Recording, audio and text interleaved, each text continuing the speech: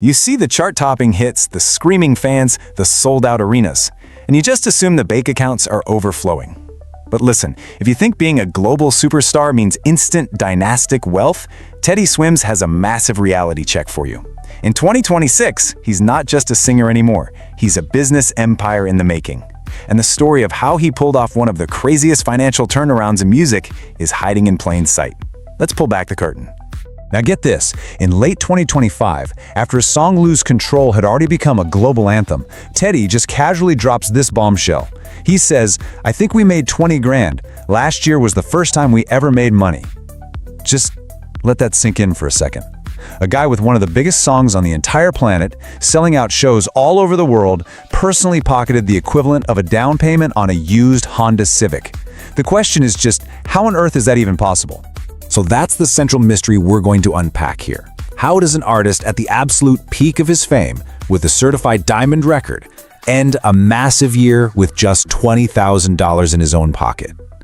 And maybe more importantly, what was the secret financial trigger that flipped the switch, turning him from a struggling artist into a full-blown mogul in what feels like the blink of an eye? The answer isn't just about one hit song, it's a masterclass in playing the long game. And the answer starts with this first crucial decision. See, it wasn't really about being broke, it was a calculated choice about where every single dollar was going.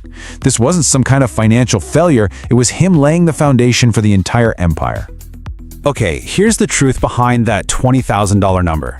Teddy made a call, an executive decision. Before he took a single dime for himself, he made sure every single person on his team, the band, the roadies, the sound techs, everybody, was paid and fed.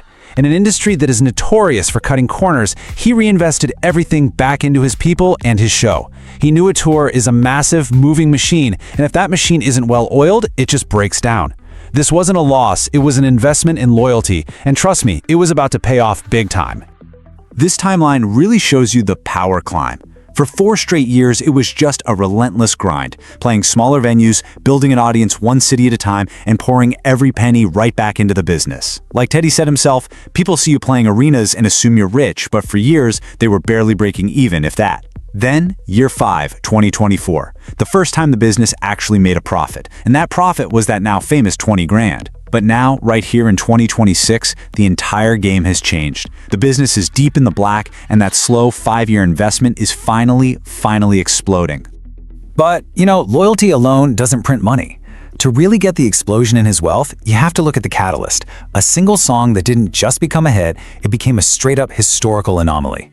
112, I'll say it again, 112. That is the record-breaking number of weeks that Lose Control has spent on the Billboard Hot 100 chart. Now that's not a typo, 112 weeks.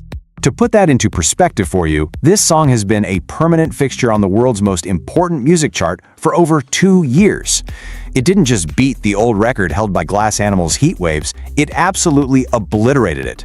A song with this kind of staying power is practically unheard of in the modern streaming world. And this wasn't just some American thing. Oh no, this was a global takeover. Number 1 in the US, number 1 in Belgium, number 1 in Switzerland, number 2 in the UK and Canada, top 5 in Australia. The song became a universal anthem, just racking up insane streaming numbers and radio play in dozens of countries, day after day, week after week.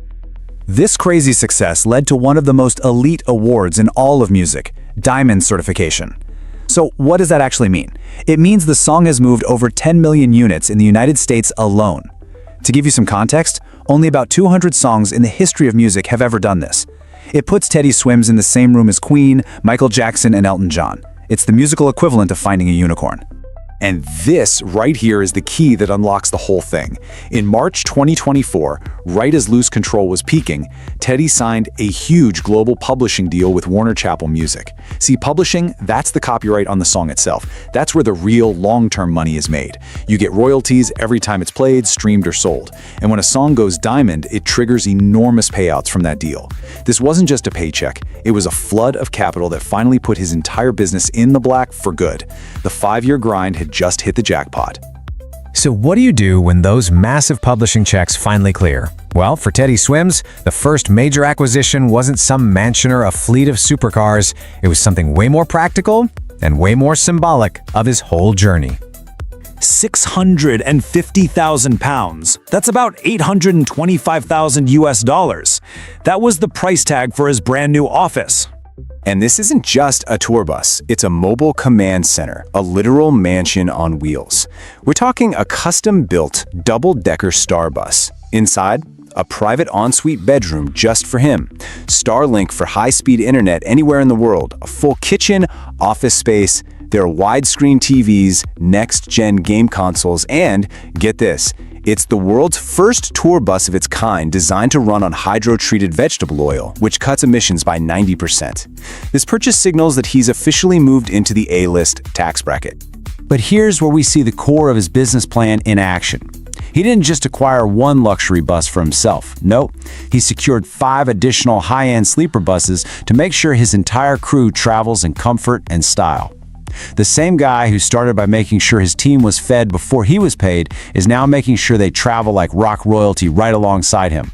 The investment in loyalty came full circle. So, as his business empire was finally taking shape, his personal life was going through an equally massive change. This is where the story gets bigger than just money.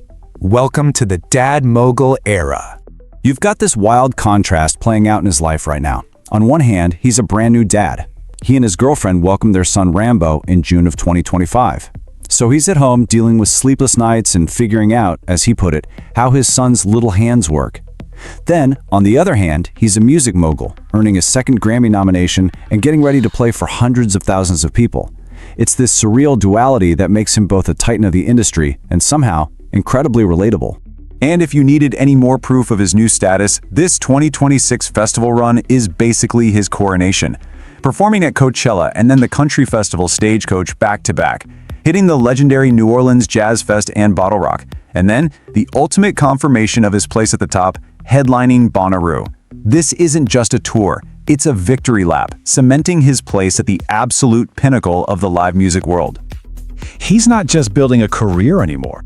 He's building a dynasty. All of these moves, the strategic investments, the record-breaking hit, acquiring the big assets, the A-list status, they all point to something bigger, something much more permanent. And you know what? He basically told us this was coming. In his own words from that exact same interview where he revealed the $20,000 profit, he laid out the future. He said, "The business is doing good. In the next couple years, I'll be swimming." He knew the plan was working all along. The 5-year grind was just the runway. And now, the empire is officially airborne. The swimming has begun. So we've just watched a meteoric financial rise. From a net profit of $20,000 to a multi-million-dollar empire, all in the span of about 2 years. It's a story built on patience, loyalty, and one history-making song. Which really just leaves us with one final question. In an era of out-of-touch superstars, is Teddy Swims, the man who paid his crew before he ever paid himself, the most relatable mogul in music today?